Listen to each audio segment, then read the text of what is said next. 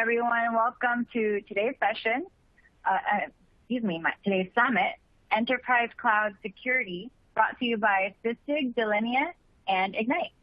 The editorial staff of RedmondMag.com and Virtualization and Cloud Review have worked hard to bring this event together and have brought together some of the best independent experts on this topic, so we really hope you enjoy it.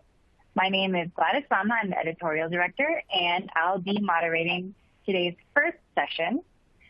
Before we get started, a couple of housekeeping announcements. First of all, this event is being recorded and will be available for future viewing, so you'll get an email from us in the next couple of days with a link, so keep an eye out for that. Second, each of today's 3 sessions will be followed by a 5 to 10 minute Q&A, so please be sure to put your questions into the Q&A area of your console as they come up so we can get them answered for you.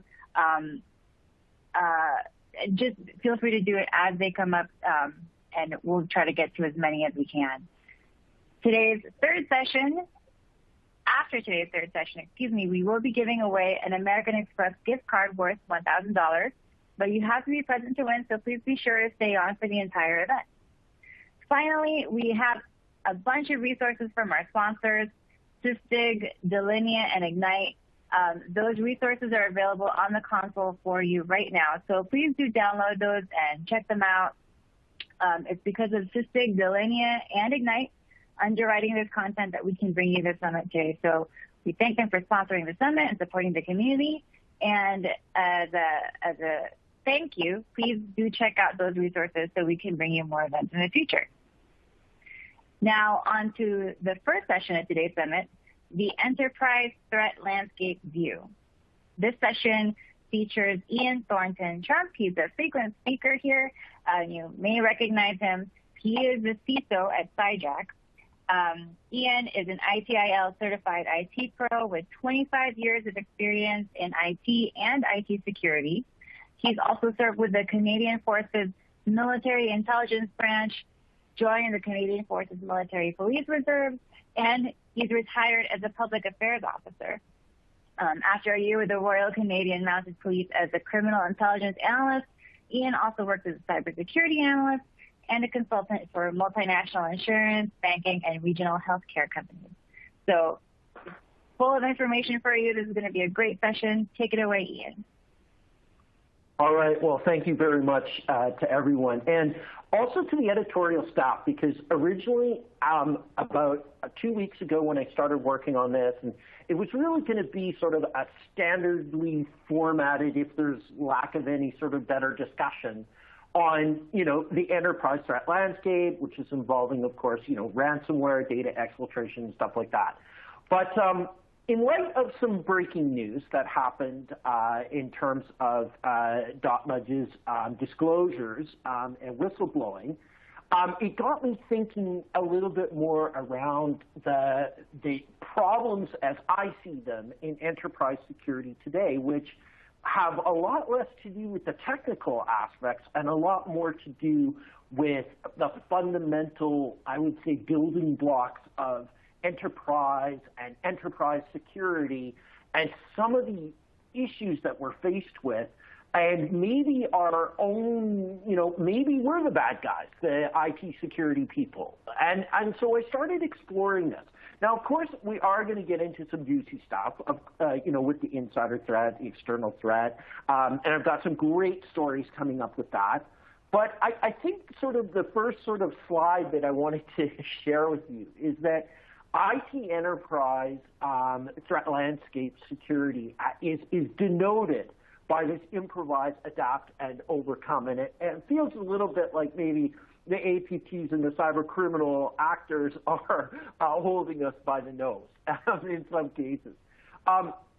One of our fundamental issues comes down to the economics of enterprise security. Now, there are companies that are heavily invested. I think it was J.P. Morgan Chase back in the day essentially said after their encounter with a serious cyber incident that we have an unlimited budget now for cybersecurity within our organization. We haven't seen them in the news headlines, but I would suggest that maybe that wasn't the best approach of just firing endless money at the problem, because many organizations aren't in that position today and are living a little bit hand to mouth. And we'll examine, the state of cybersecurity through Mudge's eyes and my own experiences with that as well.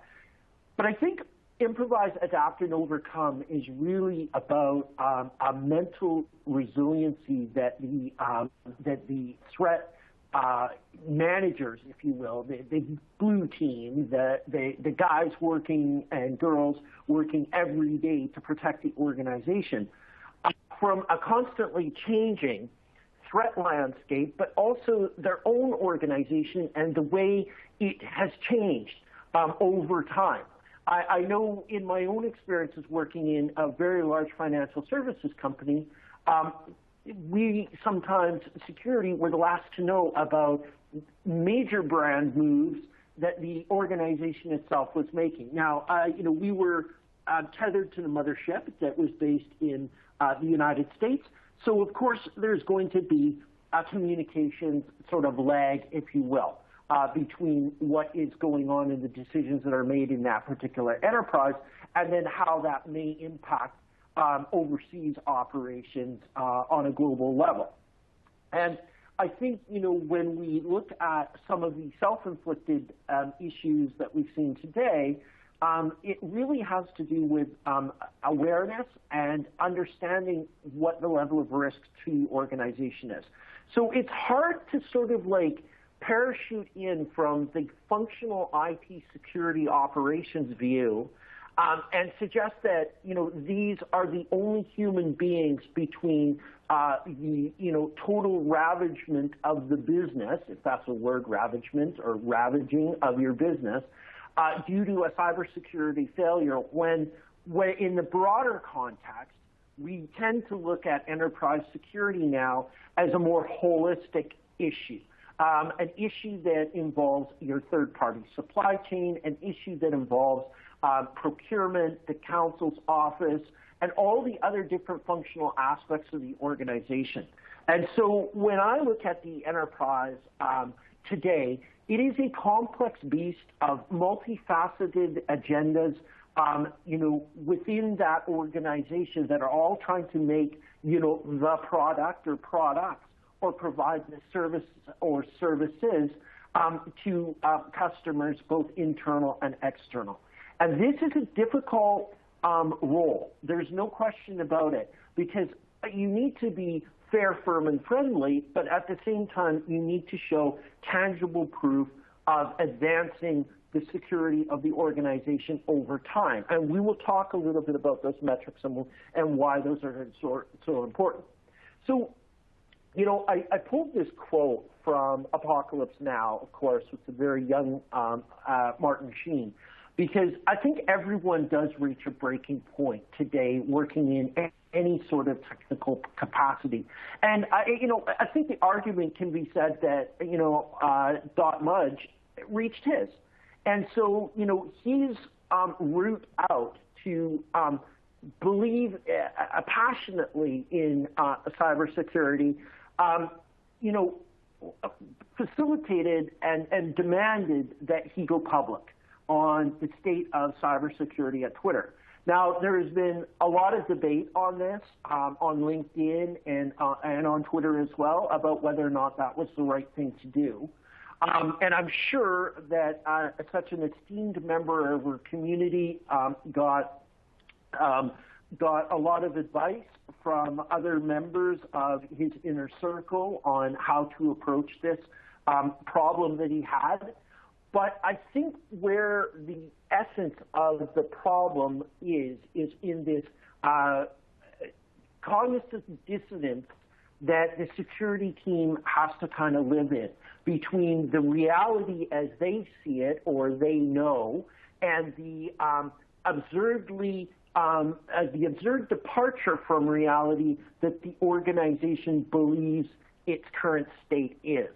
And a lot of this comes down to a difficulty in accurately communicating, whether or not that's a communication problem that the security leadership or the security team has, or it is a complete reluctance and lack of understanding on the board and executive. And I've seen both scenarios play out, by the way.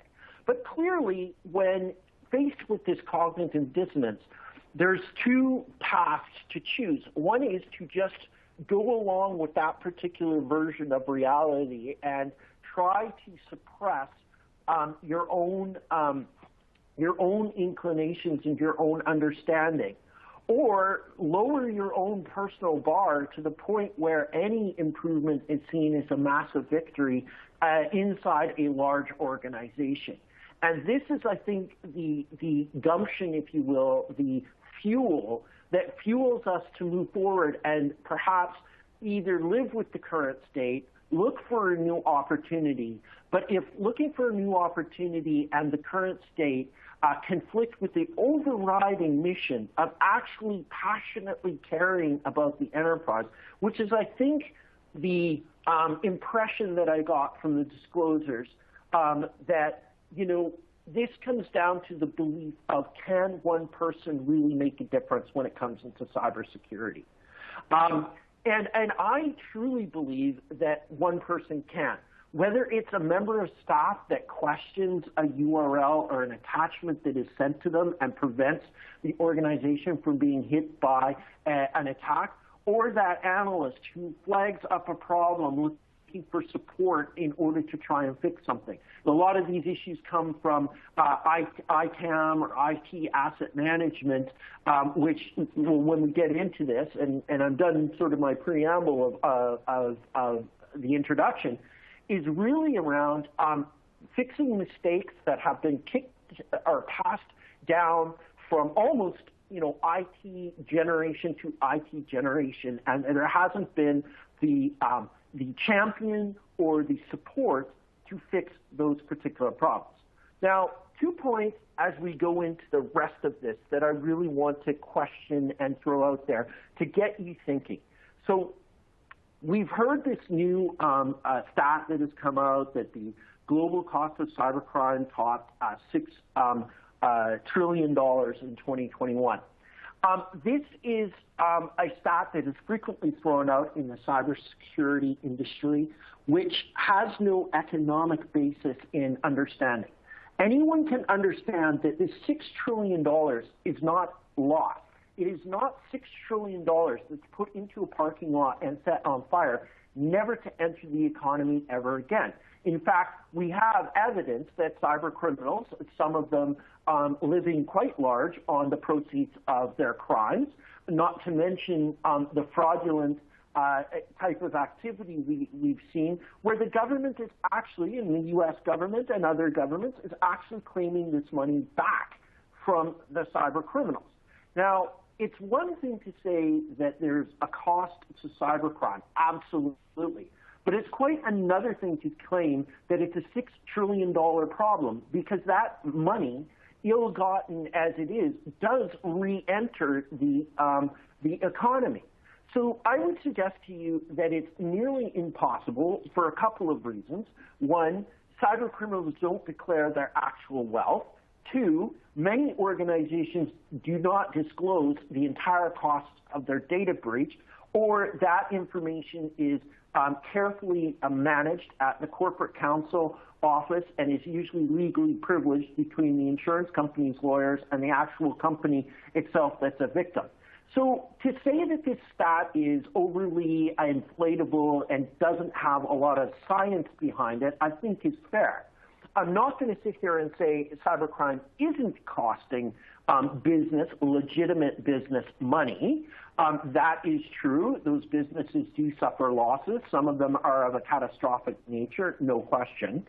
But it's difficult to kick that can down the road and suggest that this is a complete absence of the money and that the money has disappeared. That's not the case. And so I think we need to revisit it, just like a paper that I wrote with Davey Winder, a well-known information security journalist, based in the UK about how the cost per records mechanism is completely flawed because one record is not equal to another record when it comes to your business. You know, you lose the information of a key customer, that's going to have quite a dramatic effect on your organization as opposed to losing the information of some minor customers and customers that are perhaps no longer even doing business with your firm. So we debunked that stat that was widely thrown around, and if you look at the cost of data breach reports in 2015, 2016, so I now question the idea that, you know, $6 trillion is the global cost of cybercrime, especially when we know that the global cybercrime also powers the anti-cybercrime efforts, which is also a significant economic chunk as well. So at the macro level, it's hard to say exactly what this total impact is. We know criminality is taking place, absolutely, but it's difficult, I think, to roll up all the numbers because a lot of the data is obscured and difficult to get. Right, so macro level, problem, there is a problem, but we don't exactly know and can't put our absolute finger on it. Micro level falsehoods are a different thing. And I put this kind of like trope, if you will, of we take a customer, you know, strike out what's applicable security seriously and privacy seriously. This seems to be a post-data breach trope that is rolled out on occasion. The problem with this particular statement is that the evidence that will be collected during the course of potentially a congressional hearing, a class action lawsuit, or perhaps even a more sinister criminal investigation into the dealings of the organization will prove this to be a falsehood. The clear indication is we need to phrase this in that and basically offer a mea culpa to our customers in letting them down, not being aware of the current threat landscape, and essentially poo-pooing the idea that security needs to be improved continuously across the organization based on threat and risk. So the larger you are as a company, the more likely you are going to fall victim, but also understanding how data can be compartmentalized, managed, and various security implementations of both technology, but also in architecture, can really make the difference. So this trope that we roll out is what I'm calling the micro-level falsehood, and it's important that the organization look at the facts because every data breach is somewhat unique, and therefore using the same language that everyone else is using is actually a poor substitute to the point where it's become almost a meme-level response, where we clearly know, and the evidence generally shows, that there are going to be security gaps. Now, I have a couple of very interesting views on insider threat. And insider threat, arguably in my mind, can be far more devastating and have far more reaching repercussions in an organization. Obviously, the ultimate insider threats are really ones that involve, you know, espionage, et cetera, et cetera. And, you know, that to me is sort of like the penultimate, if you will, danger of the electronic organization that we have built going back to the Snowden days, where obviously large amounts of information can be stolen and exfiltrated from your organization, and then you only become aware of it when it gets published by the International Consortium of Journalists, which I'm going to say is usually a terrible situation for that organization and painfully embarrassing. But despite all of this, and this is sort of one of the victories, I'm going to say, around the insider threat, is when Igor approached an employee of Tesla, that employee realized what he was going to ask to be done was wrong, and that was bypass Tesla's defenses and insert ransomware into a system. And this is a great example of someone being held to account criminally for trying to coerce an employee of a company that, love him or hate him, Elon Musk and Tesla, I would say this is a demonstration of a good cybersecurity culture where that employee was not coerced by a large sum of money, but they then reported the incident so that the evidence could be obtained to hold the perpetrator to account. So this is a really interesting scenario that played out. Tesla quite possibly could have suffered a fairly damaging ransomware attack or ransomware plus data exfiltration. And let's face it that Tesla is building state-of-the-art electric vehicles with an awful lot of proprietary technology that another nation state would certainly benefit from. So I think this is a fantastic example of an insider threat that failed as a result of security culture. Contrasting that with the superseding indictment of one Paige Thompson, this is a wild one, folks, that, it's difficult, I think, to peer down this particular case into an understanding. But essentially, this person did unauthorized intrusion into data at more than 30 different companies. And then in some sort of craziness that only an interview with that particular person could provide, publicly proclaimed their infiltrations, data exfiltration, and the potential planting of crypto mining currency into other people's infrastructures. And again, this was revealed by the user's personal GitHub repository storing Capital One data. And of course, obviously, the various forces that were there to do cybersecurity for Capital One are engaged and dealt with it. But when we're talking about 30 victims, we're talking about a situation where this person was genuinely disenfranchised from the organization and hell-bent on actually causing harm to a number of companies as well as the company that they were currently employed with. Mind-boggling problem, and not the kind of insider threat that we see particularly often. But when we look at the level of harm that this individual caused, it is certainly substantial and deeply concerning. So let's sort of go into what we're seeing in terms of the differentiation between nation-state actors, i.e. APTs, versus cyber criminals. So when we're dealing with nation-state actors, this is really, the slow is smooth, smooth is fast type of approach.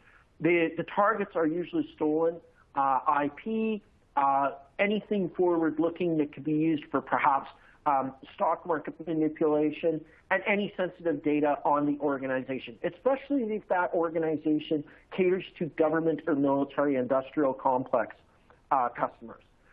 The level of sophistication that you'll see out of most APT state actors is really about the deployment of stealthy multi-stage Trojans and malware packages that do a wide variety of different tasks within the organization. The organization will be heavily invested in zero-day development in order to penetrate and beat the latest cybersecurity offerings that are out there. I like to say about the living on the land piece in that these actors know the Windows or open source operating systems like the back of their hands. They make very few mistakes and leave very few actual, I would say, fragments of their infiltration. Obfuscation at every level. The code, encryption is used. You're dealing with a very sophisticated actor that realizes that what they are deploying will get reverse engineered by some of the best people in the entire world working on the side of blue, including U.S. government and other governments' national security level assets. So they make it very difficult to examine the actual code that they're using, and that usually comes out in some cases in third-party reports from antivirus companies that have discovered something, and it may take weeks, possibly months, to pick it apart. Generally, these nation-state actors have a high level of operational security discipline, not always, but if we look at the evolution of, say, the Russians or the Chinese, we have certainly seen a focus now on making sure that headline names are not appearing in U.S. Department of Justice indictments all that often. Mistakes are made, of course, and the phenomenal amount of resources that are deployed in going after these people is certainly significant and does yield occasionally identities of actors. And generally, the nation-state actors, and this is a very important one, is in support of foreign policy or military objectives on the battlefield, just as we've seen unfolding in the invasion of the Ukraine by the Russians since 2014, when the actual invasion started in the seizure of territory, to where we are today. And so that's an important concept, that this is a long-term campaign where the momentum of the aggressors is they're looking for opportunities constantly, and they have a lot of organizations and government agencies in their particular pipeline in various stages of development. Contrast this with cyber criminal attacks. What we're seeing now is the focus is on stealing data, not giving that much thought to the data that is actually stolen, going with the idea that more is better. Identity documents, and anything that can be sold and leveraged for business email compromise or social engineering attacks. And I've got an interesting sort of scam to share with you on that particular aspect as well in this presentation. Malware and ransomware obviously being the main threat vectors for cyber criminal. There is some crossover here on the ransomware because some Iranian crews and North Korean crews affiliated with the governments are actually resorting to ransomware and attacks on cryptocurrency exchanges and things like this for cash. And usually you can draw a line between that and the economic sanctions that that particular country is under. And that's where you get sort of the bold attempts at ransomwaring companies.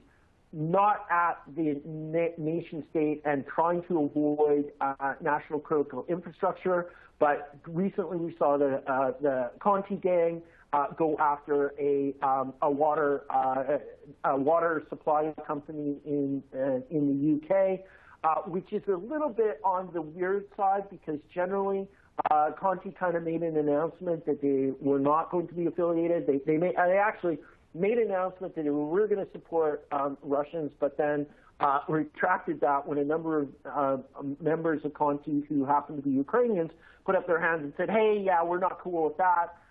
So Conti sort of rolled back to being a true kind of cyber criminal organization targeting whoever they could find and doing a lot of research on the external vulnerability before launching their attack. They're still the ones that do resort to denial of service attacks, DDoS attacks on various organizations that haven't necessarily protected their environments using some of the DDoS protections that exist within the Amazon Azure ecosystem, not to mention Cloudflare and Akamai. Again, cyber criminals, generally economic motivations, although not always. Phishing and spear phishing tools are used not unlike APT, but are generally going to be in sort of mass supply using commodity off-the-shelf ransomware as a service stuff, generally not armed with 0 days, but are now focused on the rapid weaponization of proof of concept exploits.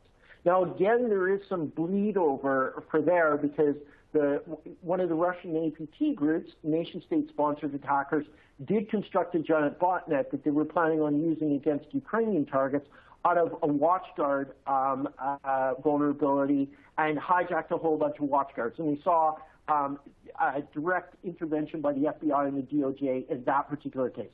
So even though we sort of can parcel up the external threat actors into one lump of cyber criminals and then and that ecosystem, and then one lump of APT actors whose ecosystem I would generally suggest is home built and by the various departments, if you will, under the cyber umbrella, the offensive cyber umbrella.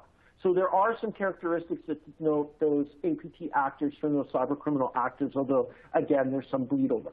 Now, the criminal threat actors obviously are mutating and evolving to the point, and I put this startling stat up, just saying how difficult, I think, and to contextualize at the far end of the scale, how difficult enterprise cybersecurity actually is. And this is sort of, since 2010, Marriott suffered at least 7 data breaches, massive impact, class action lawsuits and stuff like that. But, the startling issue about this is that even though they've been fined by many organizations, they've had specific requirements to introduce a cybersecurity plan by the FTC, and we're subject to monitoring for the next 20 years in terms of the effectiveness of cybersecurity at Marriott. They have succumbed, as it said, 7 data breaches. And it comes down to the question of really or not if the fines and penalties and embarrassment is actually even effective and working. And I would say that it really isn't. We need to figure out a way to encourage cybersecurity. We've gone to more carrot than stick, and it's proving that the stick is being ignored, especially in the case of some corporations. And I think this is because vision without resources is hallucination, and this is really true because Marriott, I don't think, is just sitting around doing nothing. I think if you looked at what their cybersecurity spend has been over the past 4 or 5 years, you've probably seen that spend increase. Whether or not it's been effectively deployed is the next question, but they did do nearly $20 billion in annual turnover last year. So again, the question is really, are these fines and penalties a deterrent? And that's something that I think is a larger policy question that we'll have to discuss in the future. Now, I did point out about the exfiltration of data and how that data can now be turned into a scam. And in the UK, I've worked with a couple of businesses now that have succumbed to this particular scam, which is essentially a fake invented court process where they create a sense of urgency by suggesting that you've got an unpaid debt and that bailiffs are on the way to seize that company's assets, obviously deeply embarrassing, etc. And they attempt to get rapid authorization for a relatively small sum of money between $2,500 and £800,000 and £8,000, maybe a bit more, maybe a bit less. Now, this worked particularly well given the fact that COVID disrupted a lot of the procedures and processes that we had in invoicing, not to mention staff turnover, et cetera, et cetera. So it left a gap in an otherwise fairly solid process when everybody is in the office and everybody can talk to each other, but and to figure out exactly what this particular debt is. Now, what made this so effective is once an organization has been subject to a data exfiltration attack, that own information was rummaged through by cyber criminal scammers who then would present your organization with the actual bill or paperwork.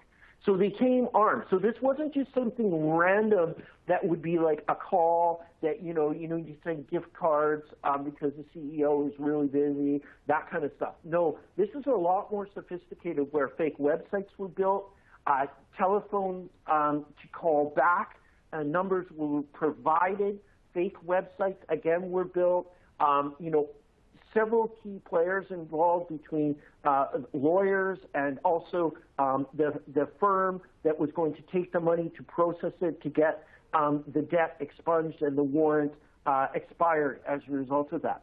A fantastically interesting scam, but based on those documents that had been stolen in a previous data breach or ransomware incident.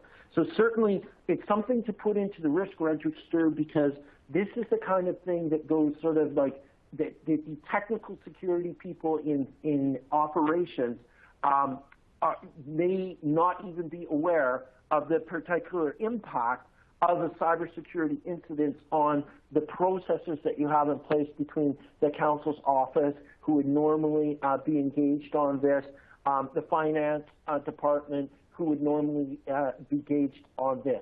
So again, it comes to having that understanding, that broad understanding about what the threat landscape looks like at your organization. And then we move to another evolution in terms of the external threat actors, which is the access brokers. Organizations, criminal organizations that are selling access that they have managed to acquire one way or another. Now, that could be brute forcing external services. That could be an exploitation of an unpatched edge device, or a lack of awareness and visibility on the cybersecurity team. And I put up the Colonial Pipeline data breach, traced back to a single VPN login on an outdated, unpatched system, but the login was not respired. So this comes right back to identity and access management solutions, right? And again, this is the kind of thing that requires such a level of visibility within the organization, which really does complicate how we approach cybersecurity from a leadership perspective, in that we have to assume that there's no 100% of anything, but we need to be aware of our attack surface externally, and that needs to be one of the central focuses of an organization. And I mean, we are often confronted with cybersecurity, and we need to do more with less. Unfortunately, the with less part is really is a bit of a deal breaker, I would say, for cybersecurity teams, because when you look at the CISO's budget, 70% or more of the CISO's budget is in the actual resources and the team members that you have, leaving about 15% of that budget, 15% of that budget, for the renewal of the existing security stack, with maybe another 15% that covers off training and any sort of other discretionary spend. You could even have travel in that. There is not a lot of extra money for an organization to do. So when I've sort of been talking with security vendors and talking about products and how they can go to market, you need to be able to approach this with the idea that what the company is spending on their existing security stack, the new solution needs to meet those existing requirements, but introduce a number of new requirements in order to be successfully sold into the CISO suite. So many organizations, including Microsoft, have recognized that this is a real problem. And what Microsoft has done has been sort of both brilliant and a bit insidious, is they now combined a lot of their IT management suite with the IT security services that are required. And it's sort of now making the argument that IT is security and security is IT, and compliance is visibility on the activities of both, right? And so where we are going with this is that the security team's budget needs to align to new projects and opportunities within the IT space, and even potentially the larger business. So for instance, if there's a use case for secure collaboration within the organization, and you've teased out all of the business requirements for that, those are, in effect, security requirements for data loss prevention. So you need to be able to get into the table, and this project may be happening in a vacuum within your organization with little visibility from the security operations team. But if you can get to that table and help decide how we're going to implement that across the organization, all of a sudden you have a big security win. So in some cases, the CISO's discretionary spending is vastly limited, and that the true customers exist in the higher leadership positions, including, VP levels of, marketing and sales and operations and, the CTO and the CIO, rather than a pure play security solution. And this is where I'm seeing the evolution of the blue team, is that everything is blue team now. You can't have, you cannot do IT operations without considering the security implications of what you're trying to do. So one of the tropes that is rolled out very frequently is the idea that we have a cybersecurity skills shortage. This is sort of multifaceted, and again, it's one of those business problems that directly impacts the cybersecurity capabilities of your particular organization, right? And these are sort of the skills shortages that we've seen. And a lot of these skills shortages within your own organization are a disconnect between the organization's desires in terms of business strategy, right, cloud first, and then we look around the room and we ask, okay, so IT and IT security, who's got any sort of knowledge or information about the cloud? If you're asking that question, you kind of failed to anticipate the actual business direction and business strategy that the organization is rowing in that particular direction. So you need to anticipate, as a leader within the organization, how you're going to either develop this capability within your organization, including areas such as BISO roles, which is the Business Information Security Officer, digital transformation, architects of all sorts of shapes and sizes, depending on what you're developing. If you're developing your own in-house software, and you need to have a good bench of architects in order to help move those applications that are currently on-premise, those applications that are client-server applications, into cloud hosting environments, if that's the business strategy that you're going with, and even to help successfully implement software as a service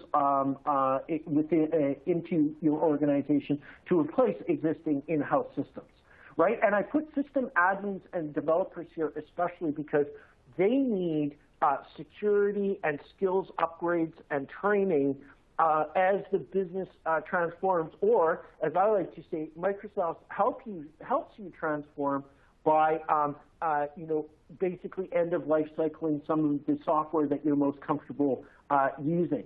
So like it or not, within the ecosystem of IT and not just security, evolution needs to occur. Because knowing everything I know about Windows 2008 Server isn't really going to help the enterprise if now they're going to Azure for a bunch of services and 2019, or even the new, Windows 2020 Server operating system that will be arriving shortly, and or Windows 12, which I just saw mentioned in an article recently. So, this evolution is ongoing and rapid. Now, I want to also talk a little bit about cybersecurity leadership. And I was actually really interested to see a lot of the consensus view that Joseph Sullivan, the former CISO of Uber, is faced with in a superseding indictment that charges him with some really interesting charges as a result of covering up a data breach that involved several million drivers for Uber. And the charges in this one are both scary, but also show a particular indication of the Department of Justice to no longer put up with the non-reporting of data breaches and or obfuscation of the data breach itself. So if we cut to the chase here, we're seeing two charges, obstruction, which is interesting given the light of the whole Trump Mar-a-Lago event that's happening. But obstruction of justice is when you essentially impede the ability of the justice system to move forward with the gaining of evidence. And this is a very powerful charge. But more so than any other thing, and I think this has never been used before, to my knowledge, within a context of a data breach, is the misprision by felony statute.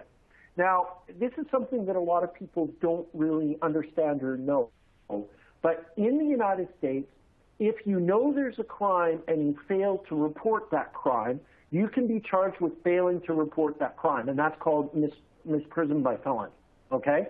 Now, this one is really, really interesting because the legal test of misprision by felony is if we can agree that there is a crime and there's no evidence that you reported that crime, then you're guilty of this. So this is an incredibly powerful statute. It's an incredibly powerful and difficult thing to maneuver around because your defense is either a crime didn't happen, which is going to be difficult with the millions of victims in the case of Uber, right? Or your defense is that you tried to report it, but were unable to for some sort of reason insert legal potential argument here. And that is also going to be really, really difficult.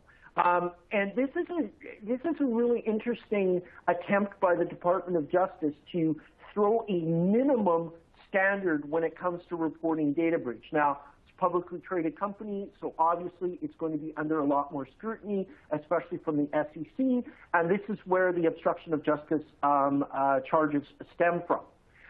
The other interesting thing that we can talk about really is this particular Rick Sung indictment, where the CISO, or the security officer of Apple, got caught up in what appeared to be a bribery scheme. He was exonerated almost a year and a half later of any involvement in this particular thing.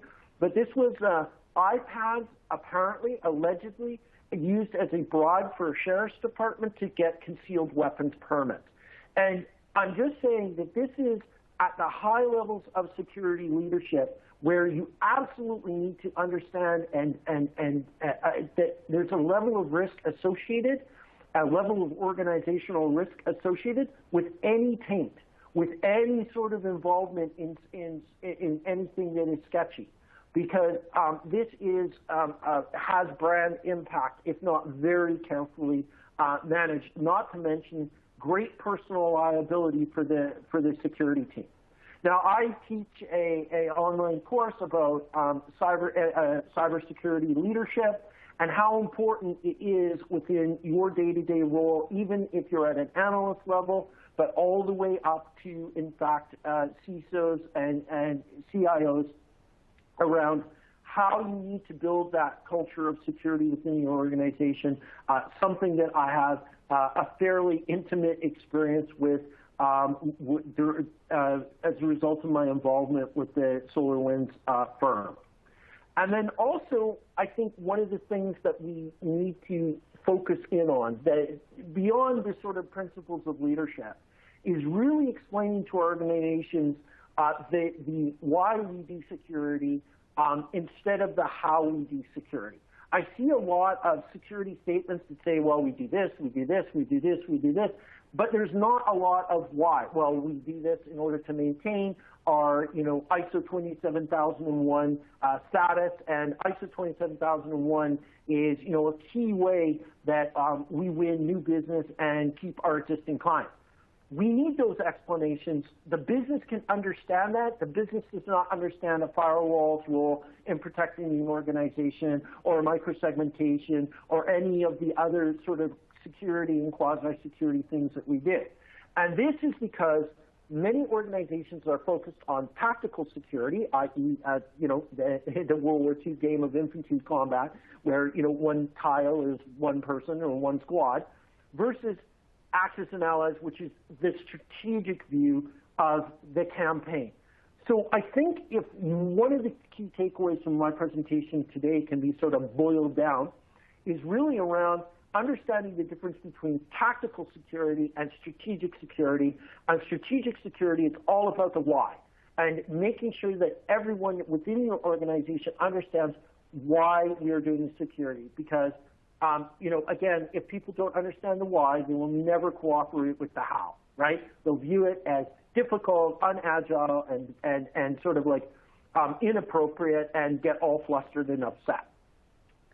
The other thing for our own cognitive, I would say health, and mental health is a big way that we can focus on our own role in trying to get away from this dysfunctional, disinformation, fear, uncertainty, and doubt-led universe that we live in when it comes to cybersecurity, and look for predictability, accuracy, confidence, assurance, and faith. And a lot of that comes into understanding the role and capabilities of your team and matching that up against the current state of the organization and where the current state of the organization, how it's going to evolve to, and what the most likely outcomes are. So if you hear the words digital transformation and you hear the words cloud-first strategy, that means that you need to work with your team, you need to work with your vendors so that you are getting the appropriate solutions and have the appropriate skill set in order to provide that level of support. And again, this is where I sort of go with the key takeaways. And what you're seeing is the diagram about how, to properly tune tires when you go for a wheel alignment, on your vehicle. You can see that if you're overly cybersecurity focused and aggressive about it, you become very difficult to deal with. If you're the other way, your external people and vendors are going to find you very difficult to deal with. So in order to sort of get the best gas mileage, if you will, for your organization, you need to correctly align your team to both support the external customers that you have and the internal customers that you have and business departments by making sure, again, that you're strategically aligned to what the business is. And I like to say alignment of the business users, business process, and business technology to the security team. Your security processes, the security technologies, reduces friction, wear and tear, and gives you better mileage out of everything that you do as a security team. Okay? And then so finally, I love taking this is one of the slides. It's a bit inspirational for me. It takes a cyber village to raise a cyber idiot. Fortunately, I am gifted with many people that advise me and help me, especially when I'm, asked to do presentations like this and try to distill down some of the wisdom from senior leaders that I get to talk to on a regular basis.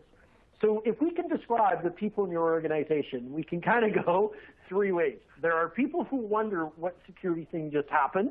There are people who watch the security thing happen. And then there are the people who prevent security things from happening. So yes, we are in a cyber village. What we need to do is make sure that we're helping the idiots make the right decisions. And with that, I'm going to turn it over to Gladys. I hope that was a fun one for you. And let's get into some Q&A today. Yeah, great presentation, Ian. We do have a couple of questions, so I'm going to try to squeeze in as many as I can in the couple of minutes we have left. First, from Larry, he asks, have we created a cybersecurity situation that is impossible to solve?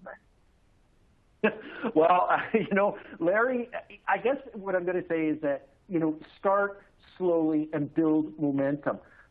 I would say that, there is the argument that at the highest levels, the government is never going to solve cyber criminality because if they did, they would put, a $600 billion a year industry out of work. But on the same side, it's one of these things where you need to protect your own organization and the ecosystem that you live in. So your greatest customers, your most important supply chain partners. It really is a great idea to sort of like look at what are the most devastating things that can happen, and then approach them with positivity, i.e., let's make sure we're testing our backups that we can recover. Start slow, build the momentum, build the confidence within your own organization, and try to move the ball forward.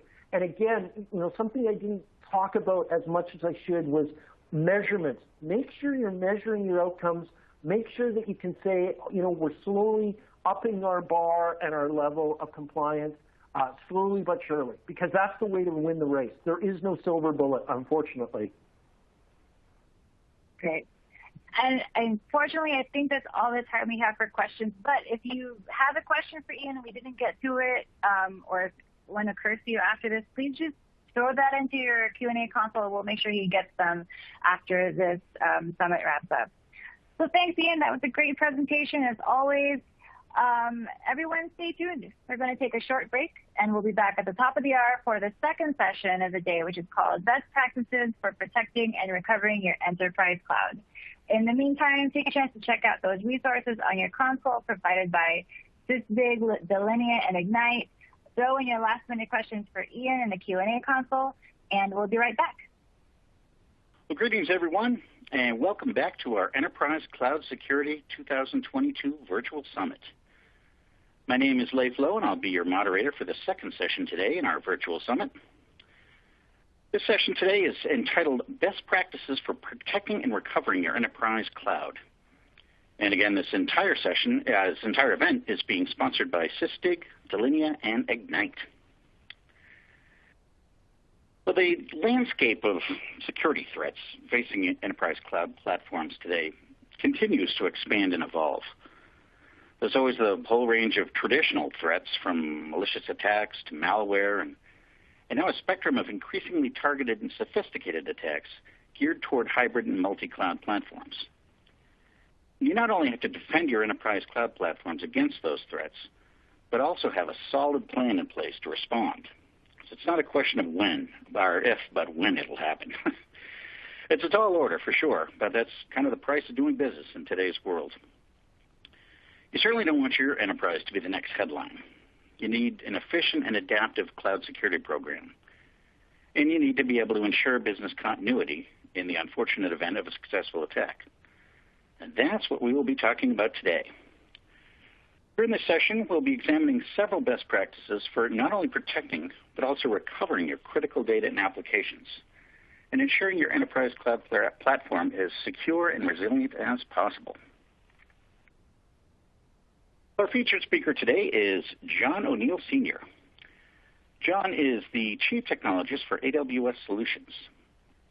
During his more than 20-year career in IT, John has worked, he's a true Renaissance man. He's worked as a consultant, an architect, executive, speaker, and author. He's been involved in several multinational networking, messaging, and communications projects. He's authored material for Thomson Reuters Aspitor books and exec blueprints, and also develops courseware for Pluralsight. John is also a frequent speaker at IT events such as Tech Mentor, Cloud and Virtualization Live 360, and the NEOSA CIO Summit, as well as the Northeast Ohio Technology Summit. He's been honored as a multi-year Microsoft MVP and has also received the NEOSA CIO of the Year Award. Now, I'd also like to add, on the outside of IT, he's a PADI-certified IDC staff scuba diving instructor. Great to have you back, John. It has indeed been a while. Great to be here, Leif. It's always such a joy when we can get together and talk about things, IT and otherwise. And I always love when we get together with our audience and can have an interactive discussion. So I'm excited for today. As am I. All right, before we dive into this session, so to speak, I just want to remind you all of a few housekeeping items. If you'd like to submit a question at any time, which we certainly encourage you to do, you can post your question using the question field to the left of the slide window on your screen there. Type your question in there and hit submit, and we will certainly get to as many of those as we can at the end of the session. And once again, this entire session is being recorded, so you'll be able to review this again or pass it along to share with a colleague. All righty, John, let's begin our exploration of how to best protect your cloud infrastructure against new and emerging threats and how to recover in the event of an attack. Let's start off at a kind of a high level. Generally speaking, what would you say are some of the fundamental best practices companies should take for securing their hybrid and multi-cloud platforms? So, Leif, this is really a broad question, right? Because we can look at this from from the architectural level, the high level, how do we architect our security practices and postures, right down to the tactical level, the things we do. So I'll try and throw out some thoughts there across the gambit. Beginning with from an architectural view, from a high level view, and what we're seeing in 2022 is that IT pros really need to establish the concept of the best defense is a good offense. And I know that's the reverse of what football players often say, but from a security standpoint, it means that we can't just wait and hope that our defenses that we've put in are successful against ever-evolving, ever-emerging threats. We really have to go on the offensive and make sure that we're identifying new technologies, new opportunities, that we're adapting our security postures and systems to align with our organization's needs and paths. And it has to be a proactive effort, not a reactive effort. And so diving deeper into that a little bit, getting more towards the ground, why is that? Well, 2022 is a year of firsts in cybersecurity, and it seems like we've been saying that every year for the past 5 years or so. But 2022 is the first year where we have seen true cyber warfare, and this is state-sponsored malware attacks or cyber attacks that are designed as acts of war. They're designed to do damage and to take things offline and to disrupt operations with no goal other than those things, other than disruption. Historically, when we talk about cyber attacks and malware, we were looking at two different high-level areas. One was monetary gain. Ransomware, of course, falls into that category. The other is espionage, where I'm trying to learn something that gives me a competitive advantage or an advantage in negotiations or whatever it happens to be. And now you have this warfare category where, cyber terrorism would fit in there and that sort of thing, where it's, I'm gonna try and take your company out of the mix and put you out of business and things like that, just because I can and it serves my overall needs. And so that that changes a number of our best practices, such as,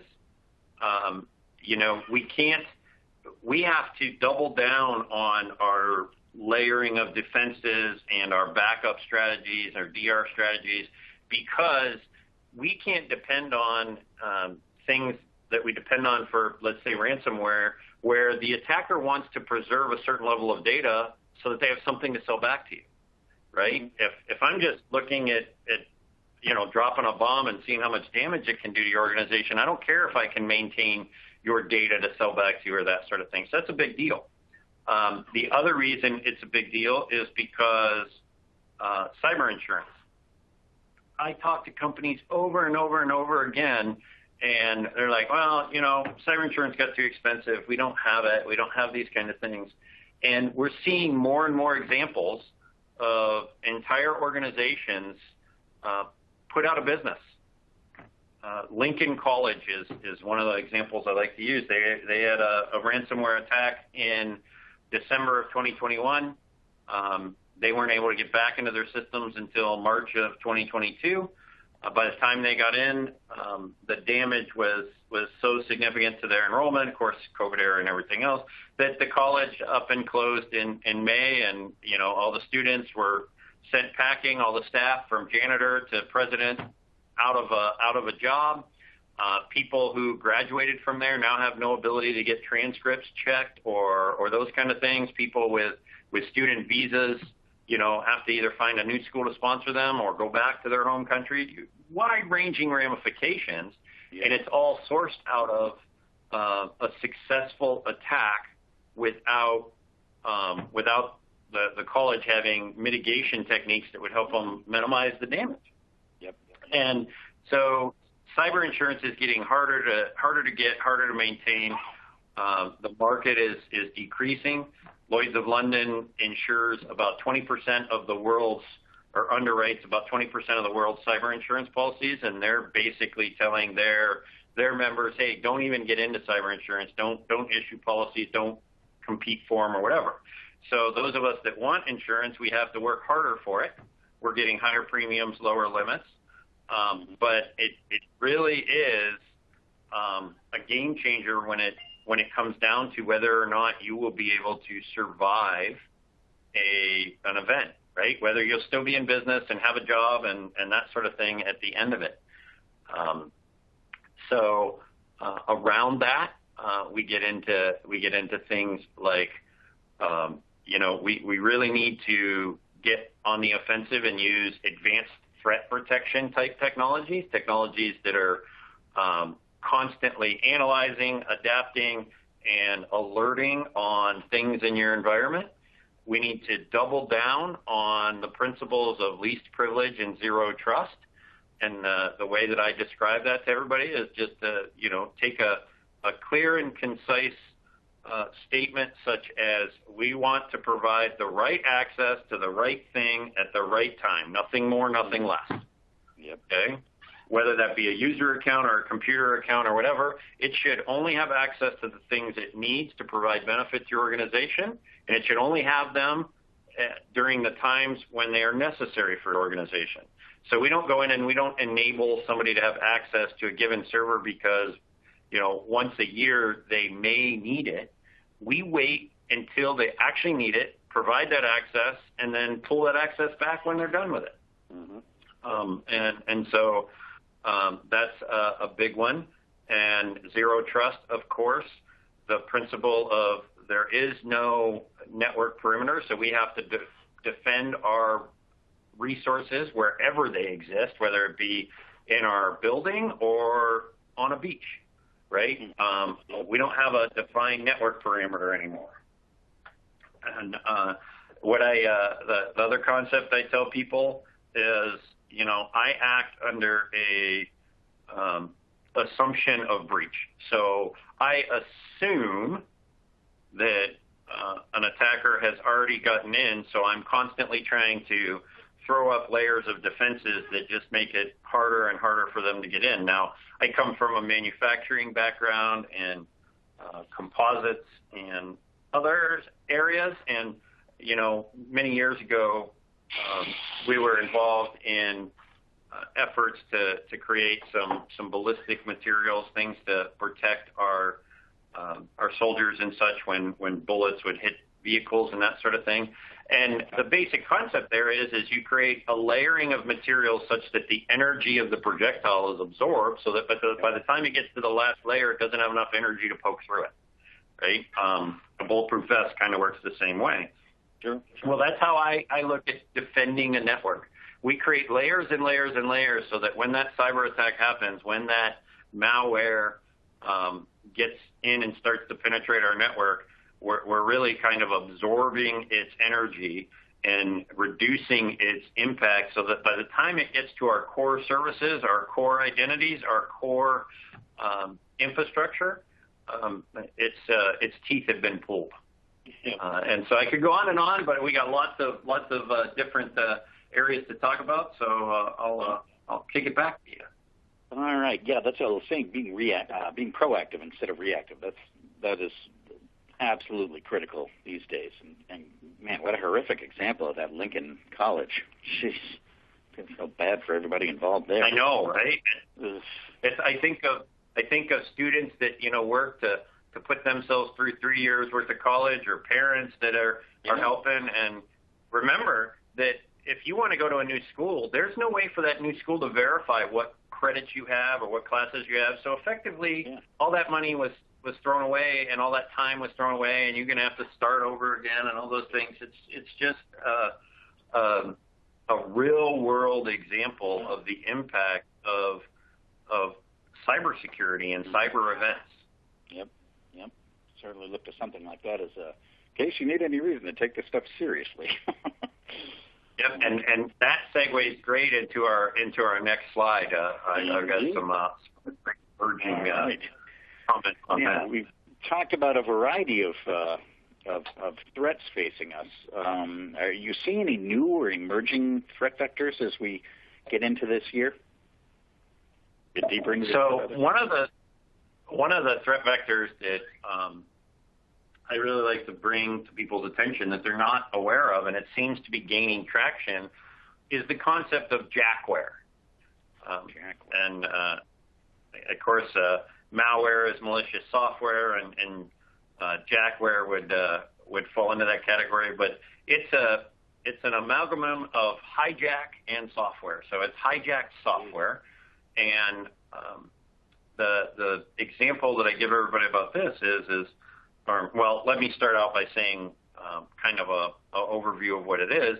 It's where an attacker, through action or malware or some other means, takes control of embedded systems, control systems. So, you've heard for years people talk about, oh, well, what's going to happen when, they take over our cars and hit the brakes on the freeway, do all those kind of things. And we've talked about those, but we've kind of done it tongue-in-cheek, like, oh, it'll never happen and that sort of thing. Well, jackware is actually an example of that sort of thing. And the example that I give most commonly is of a steel manufacturer who attackers took over the control systems for their blast furnaces. So they found a flaw in the software that ran these control systems, and they took it over. And they ran the blast furnaces up well over their safety limits. Mm-hmm. And those furnaces got so hot and melted down, and it literally burnt the facility to the ground. Jesus. And because the attack was software-based, insurances don't pay off as clearly as you think, and ultimately that company ceased to exist after that. Yep. So there was some payoff insurance. Exactly, and I always try and maintain a perspective where I keep empathy for the people and victims, beings that are affected by actions. If I don't take it seriously and I don't layer these protections and I don't do that, it has these real impacts. Yeah. So those kind of threats, they're not brand new. Of course, we had Stuxnet back in the day that was an embedded system, a PLC piece of malware and that sort of thing. But they're gaining traction in being used, both for extortion, right? No quicker way probably to get somebody to pay when they realize that you can effectively destroy their capital investments. Yeah. And you don't have to go very far to think about that. So fine, you're not a steel manufacturer, but you use robotics. Well, what if somebody takes control of it and slams the robot into the wall? Yeah. It could cost you hundreds of thousands or millions of dollars, as well as one of my concerns is always these are physical things that people often work around in the vicinity of. So what happens if a robot moves and a person isn't expecting it, and that robot cuts right through them or injures them or something like that? Yep. Yeah, and so for those kind of threats, this is where that layering that I talked about really becomes critical, right? Where you want to create layers of protections so that when you get out to the plant floor or you get out into your warehouse where forklifts are running around and maybe those forklifts have some automation and that sort of thing, that you're really isolating those to where the communication that they have to the more common areas of your network, so where your users live and access email and click links that you tell them over and over again not to click, that level of communication isn't wide open. It isn't just secured through VLANs. It really is VLAN and ACL and firewalled and controlled to the point where only the specific ports and protocols and endpoints that you need are being allowed to communicate and nothing more, right? Yeah. The right thing at the right time to the right resource. Mm-hmm. Perfect. Yeah, good way to say it. Good way to say it. And again, another horrible example of that steel manufacturer. Jesus. All right. Well, we're talking about hybrid clouds and multiple clouds in this session.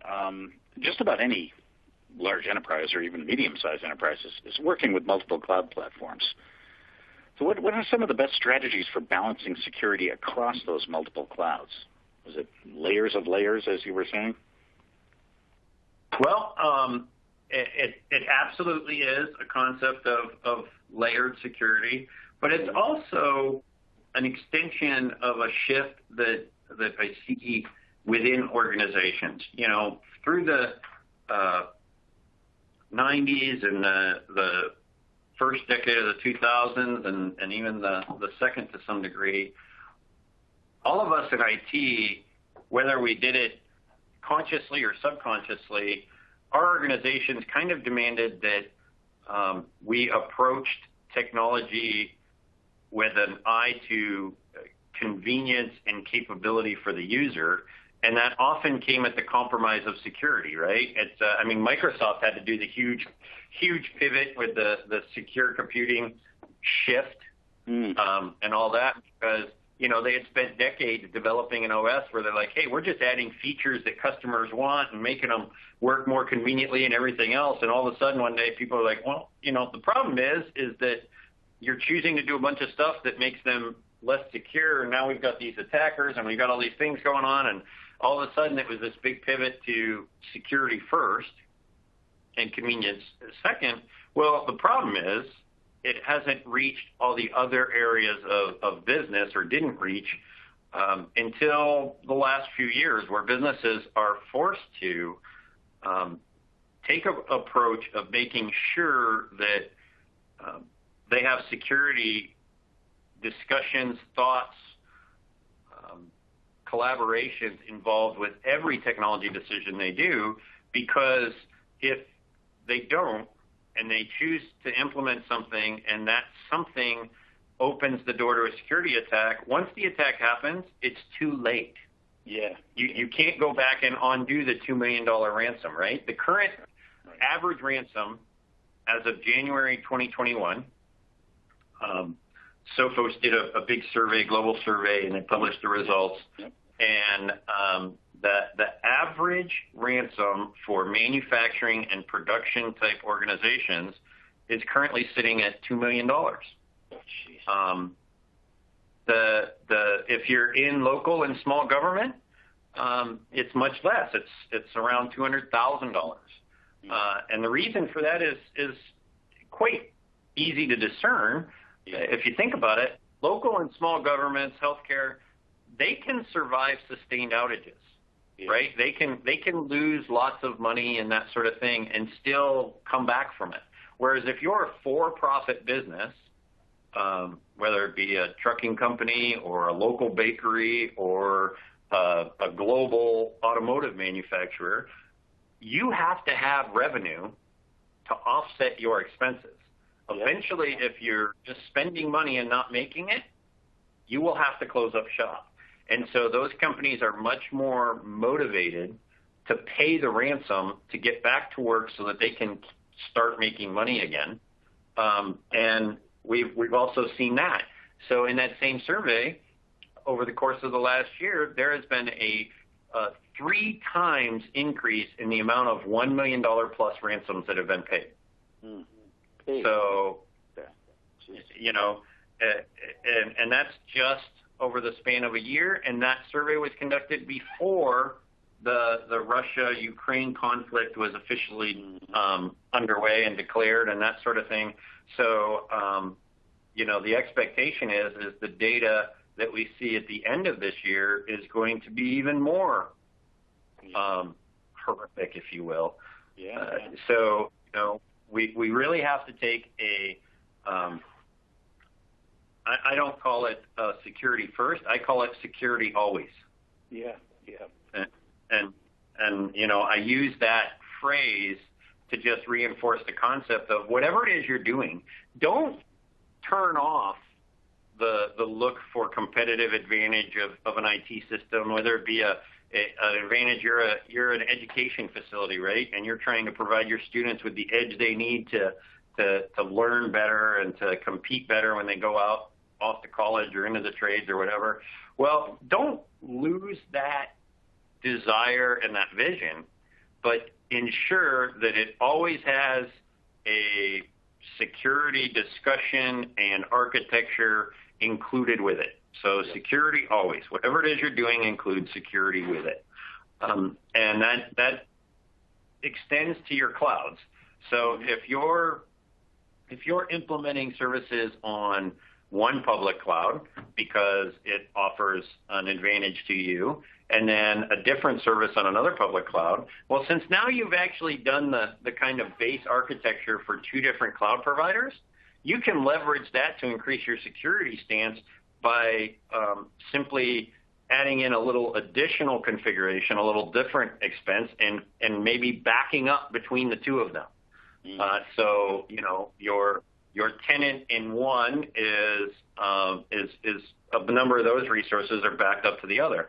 And what that protects you against is, one, a compromise of the identity management that you're using on one cloud provider. So say, somebody gets in with a user and password that's using, Azure AD. Well, if you've got your VMs and everything that are running in Azure all backed up over to AWS, when you spin them up over there or do whatever you want to do over there, AWS uses a different identity management typically, so that same compromised set of credentials isn't going to give them access into your AWS tenant. Yeah. And so, what I remind people is that when you first configure a public cloud service for yourself, you have to go through and set up a lot of basic architecture, whether your intent is to deploy a VM, whether it's to deploy a software, whether it's to deploy a platform as a service, whatever it is, you have that kind of base. Well, since you've already done that, now just figure out what it takes to add that little bit extra to try and give you some cross cloud provider protection. And I will mention that a lot of the security services being offered by the public cloud providers can look in and help protect the other cloud providers. So, I'm a big implementer of the Defender 365 products, Defender for Cloud, all those different products. And a number of those products are implementing technologies that, for instance, can look in and protect your resources that are over in AWS. So,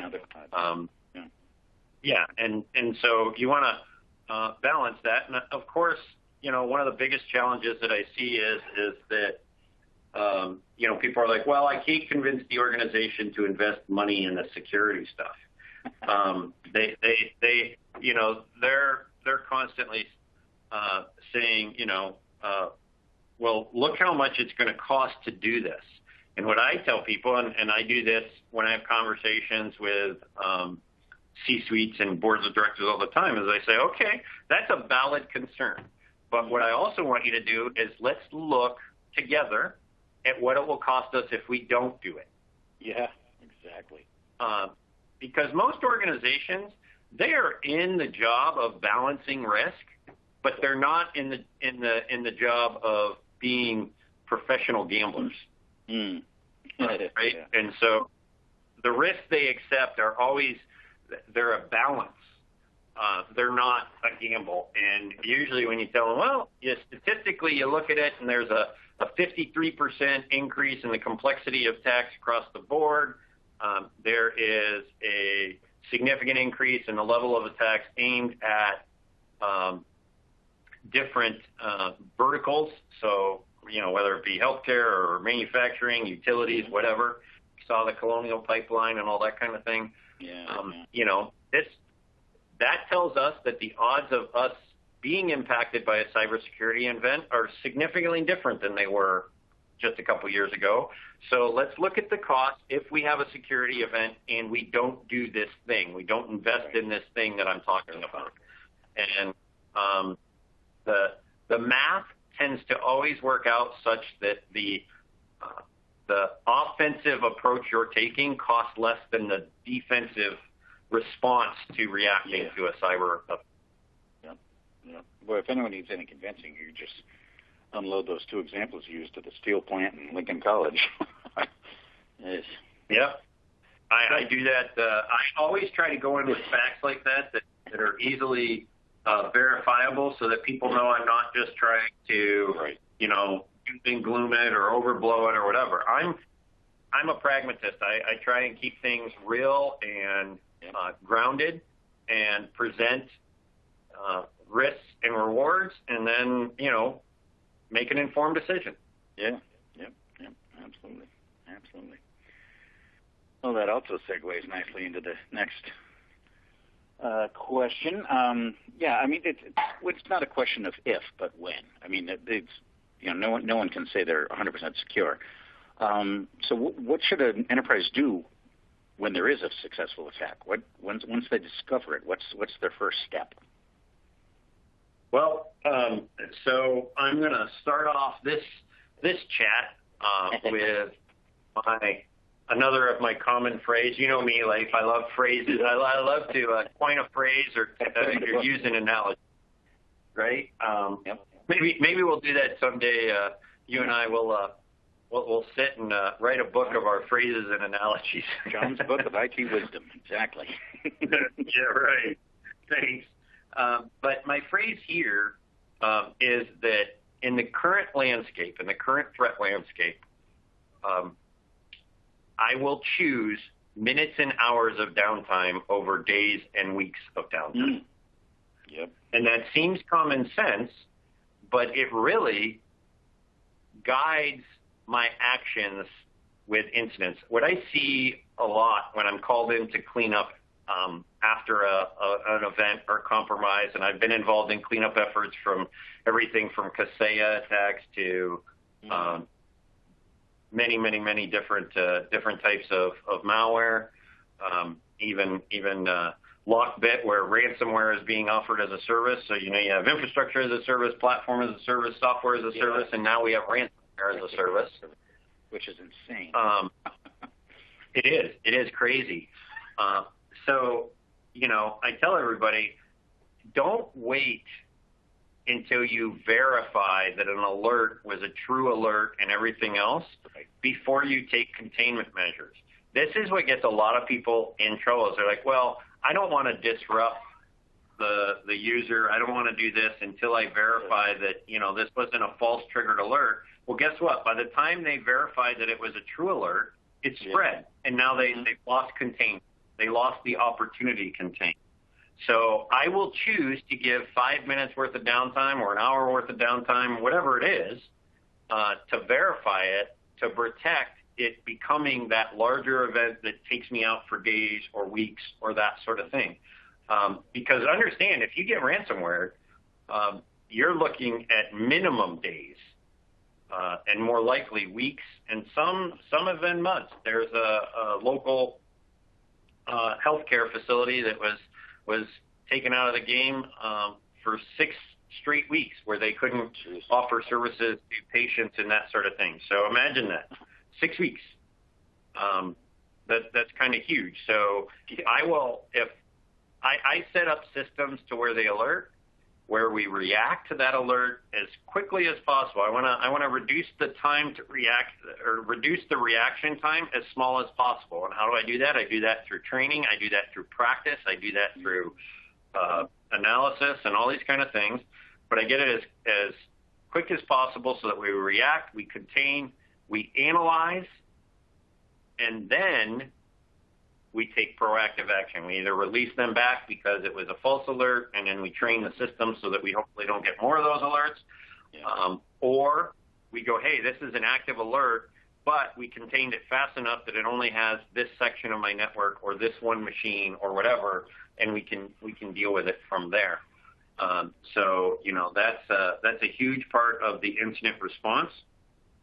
Another part that I recommend to folks that's actually, it's time consuming, but it's not hard to do, is create a communication plan that describes what your team does, how they do it, when they do it, and who they communicate what they're doing with, and then share that with all of your users. Educate your users. You need to kind of have a marketing approach so that you go out and you market to your user base that, hey, when these things happen, this isn't IT trying to be big brother and an ogre and make life difficult for you and everything else.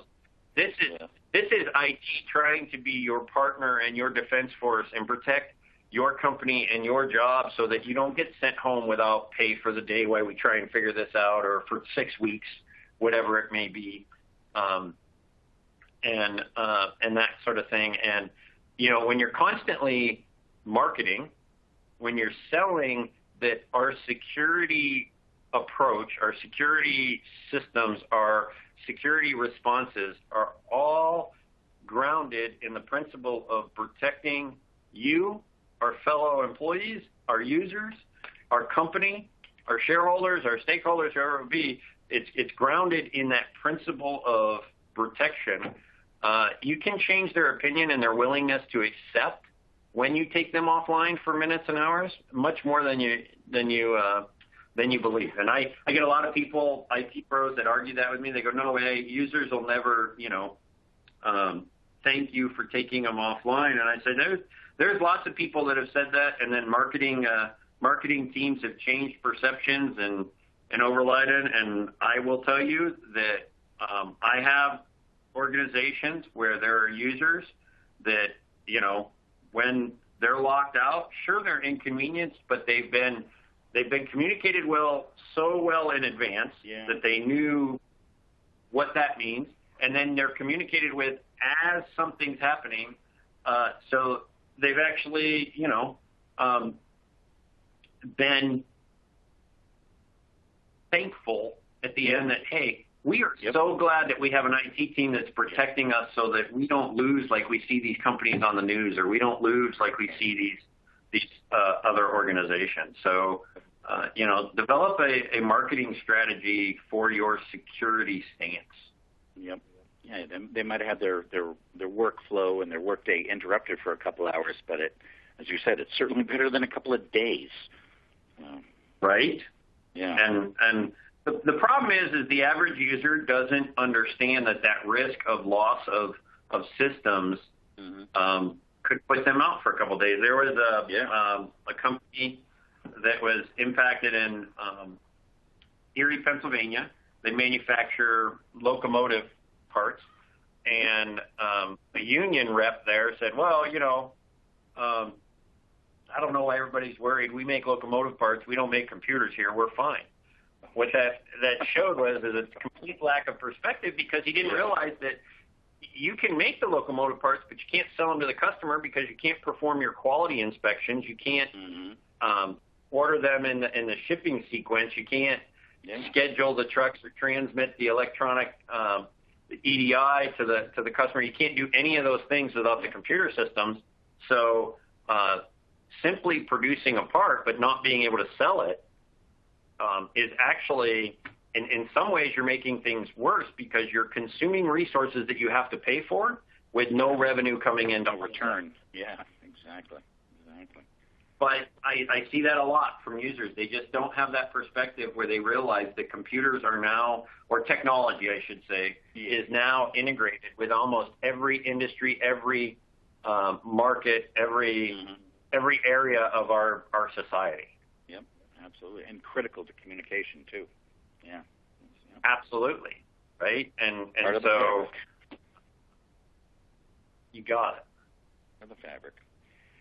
All right. As we're looking at these, how things have changed and how things have evolved, how would you say, that we're dealing with the clouds now and multiple clouds, how have some of the basic enterprise level backup and recovery systems and practices evolved or changed as more companies have embraced the cloud?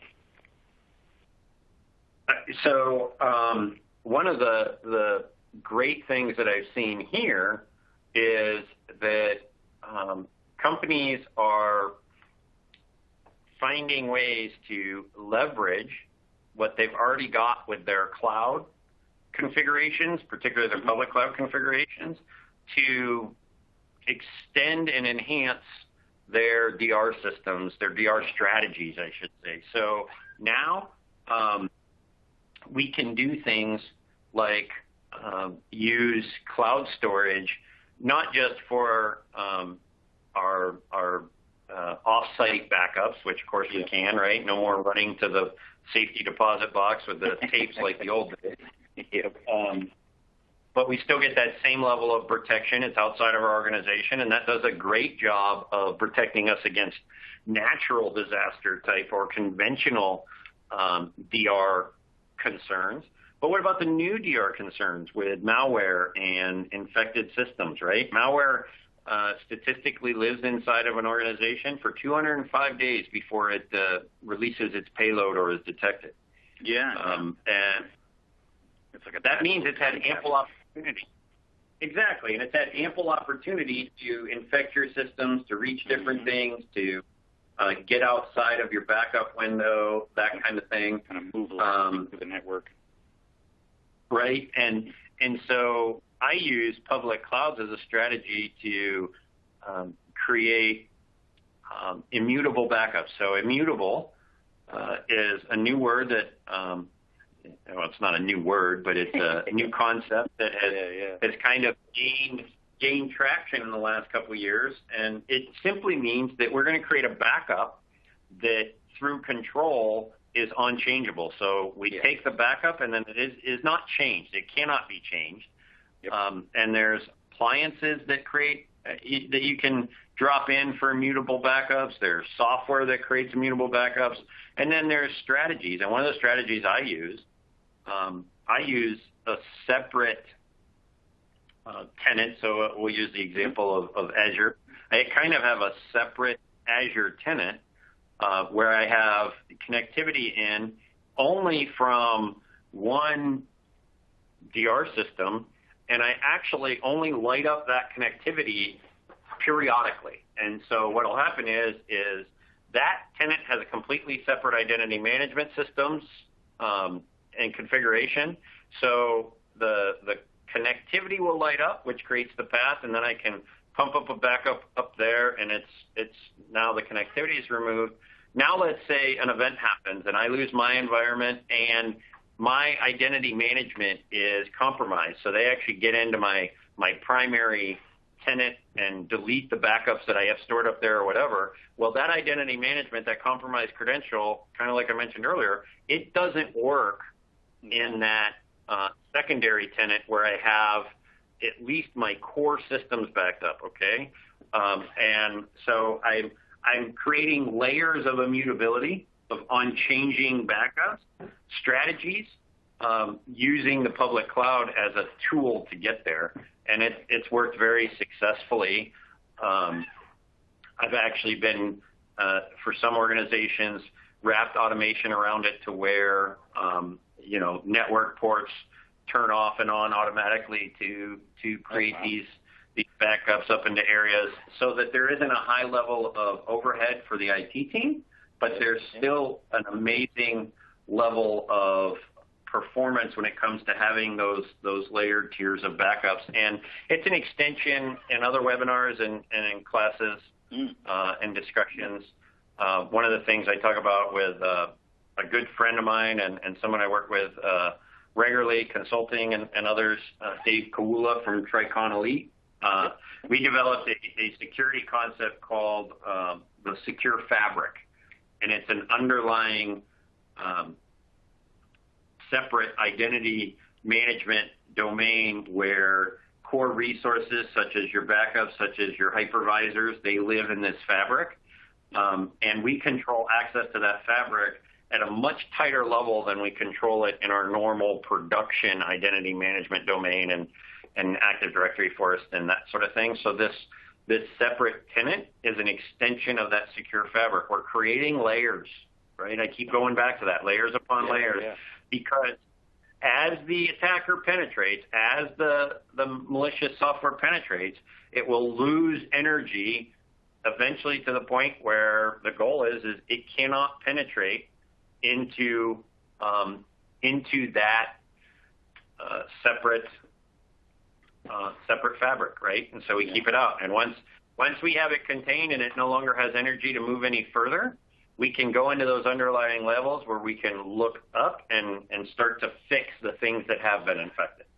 The worst thing for anybody in a cyber event is when the attacker owns you from stem to stern or top to bottom or however you want to phrase it, right? When they own control over all of your resources, from hypervisor to application, you are absolutely at their mercy.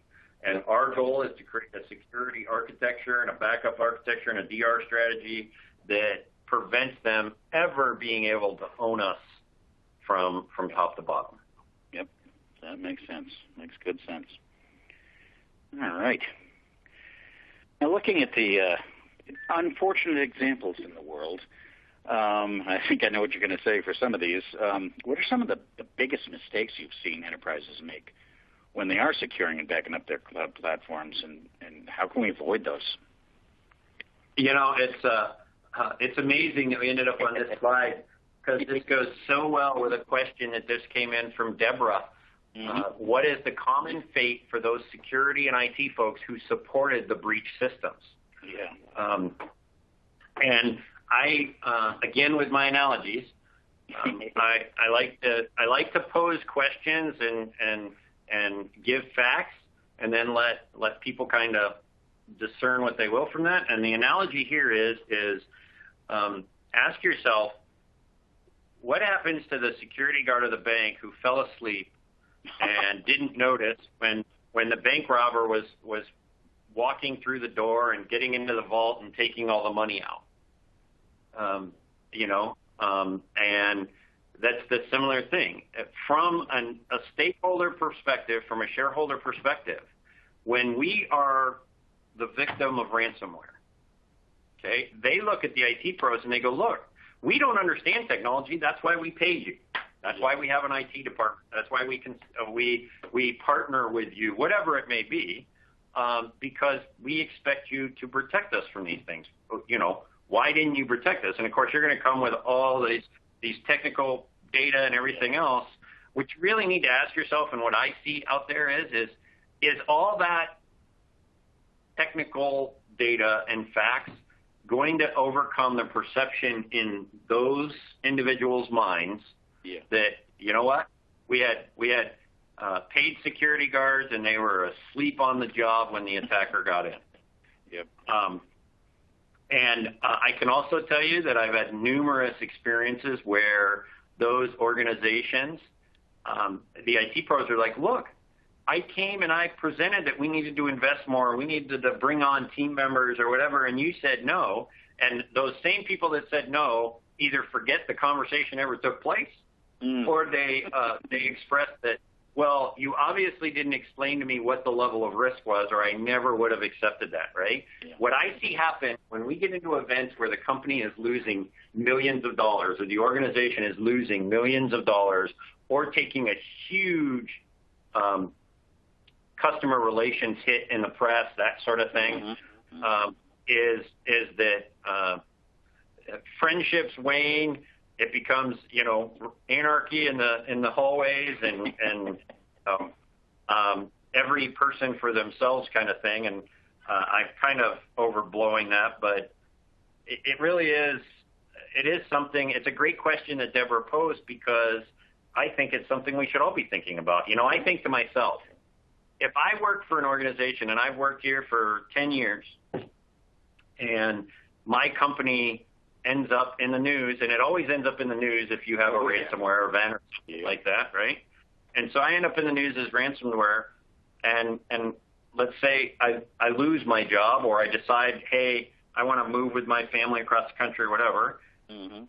Do you think that the companies I go and interview with aren't going to Google the company on my resume that I show I worked for 10 years, and they're going to see that hey, this guy that's applying to me for an IT job or for an IT security job worked for a company who literally had a breach of their security.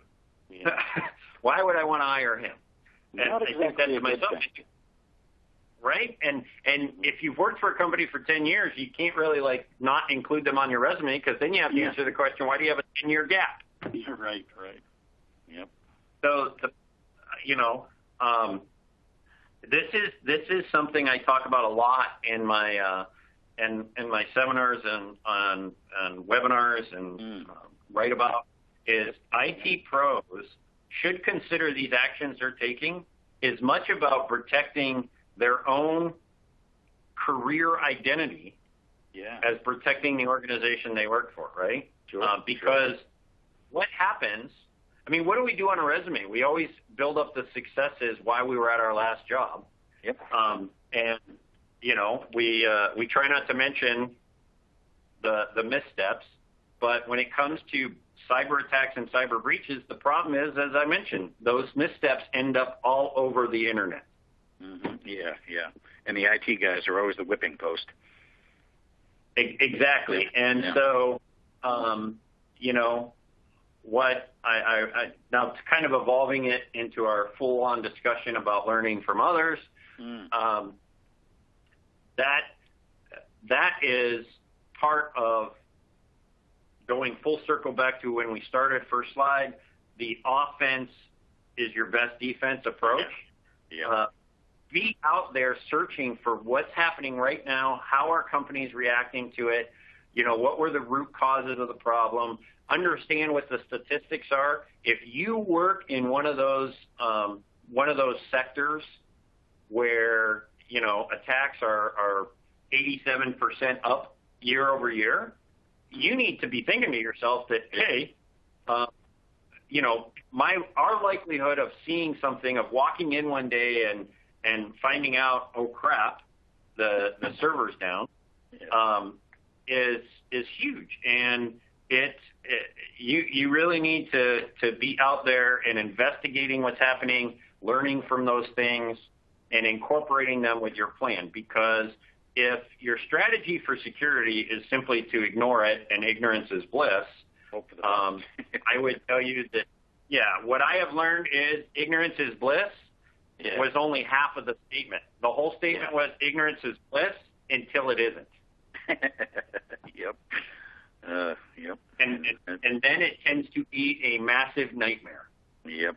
Right? Absolutely. Because once you strip away the ignorance, the longer you try to protect yourself or shield yourself with the ignorance is bliss, the more likely you are to be in a nightmare of your own making once it's gone. Yep, absolutely.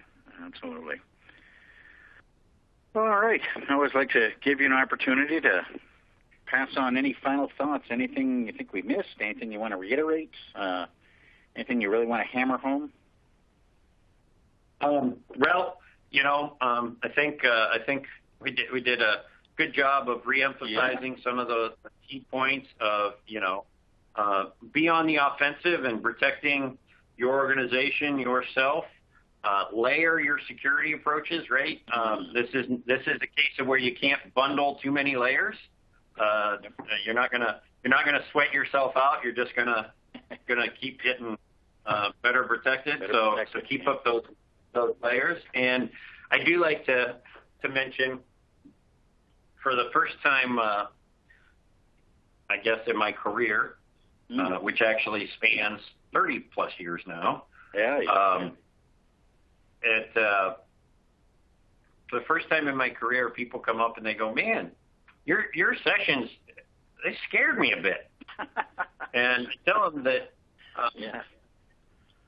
while scaring isn't the intention, if what I've talked about or what I've said or what we've discussed here today resonated enough to where your eyes opened or your mind started thinking about things differently than it had or whatever, then I will take that as a compliment, because overall that is my goal when it comes to security is, let's think differently today than we did yesterday, because that's what our attackers are doing. Yep.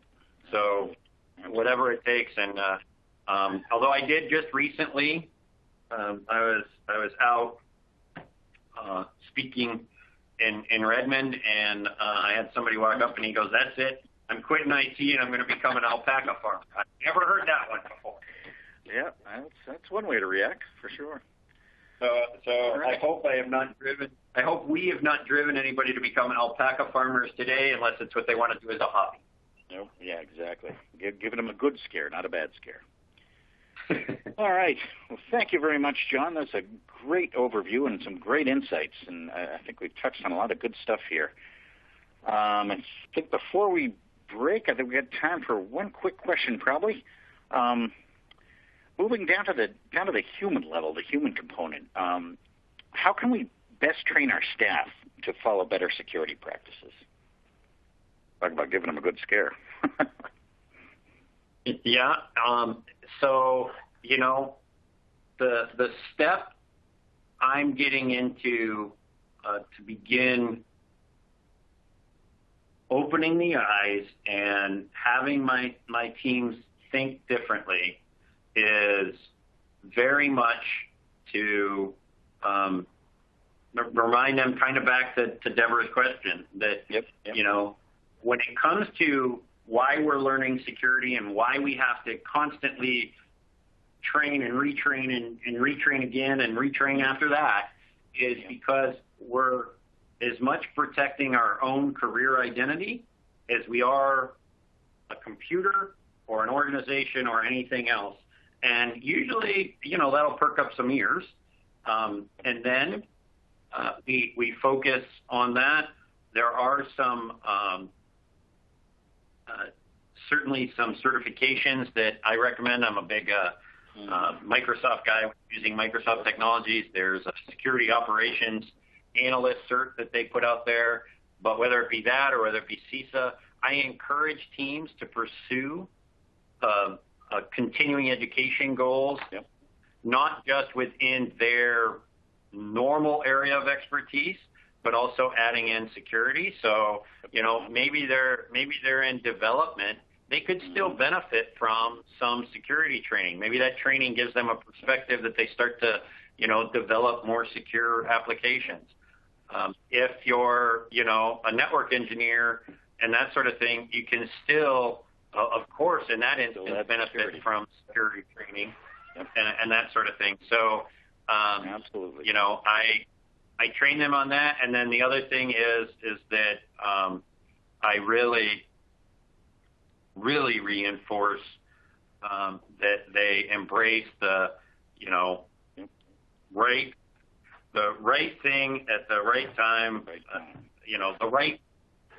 The right thing has access to the right resource at the right time. And the reason I say thing is because it might be a person or it may be a computer, it could be a kiosk, whatever it is.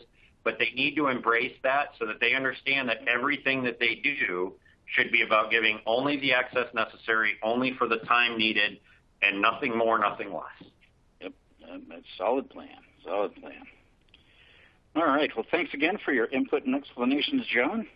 And thank you to Sysdig, Delinea, and Ignite for their sponsorship.